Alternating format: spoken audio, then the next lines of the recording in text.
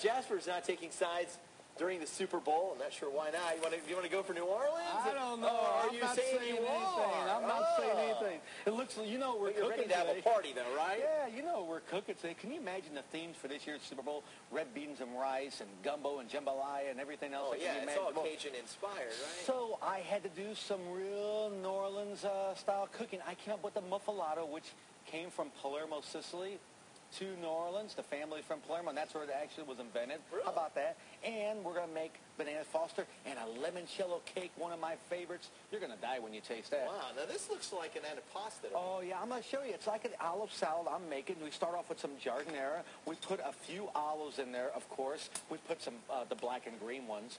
And then I just start mixing all my little things that I had. This is a mise en place. If I have everything ahead of time and made up like I did here in the studio, you could do this at home in 5-6 minutes. A little bit of celery, a little bit of garlic, of course. Got to have a little garlic in there. Not much, though. We don't want too much garlic. Yeah, that's little for you. Yeah, just a little bit. Yeah, just a little bit. Yeah. Some red onions, of course. Oh, good flavor. And then we want to put in here maybe a little bit of red pepper, a little bit of oregano and basil. Just put that in there.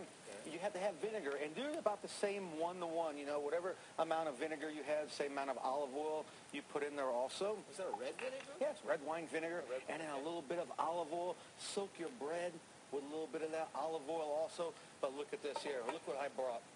Mortadella, Italian ham, Genoa salami, and a little provolone. You can just start yourself while I'm making the bananas. Okay, you make the bananas You could start foster. that. And look at this, a loaf of bread. I brought some of a Meadowlark Acres bread. She put prosciutto ham and cheese in it this week for me, and it's an olive bread, so be creative. Whatever kind of breads you want to use. You can use sourdough, you can use French, you can use Italian.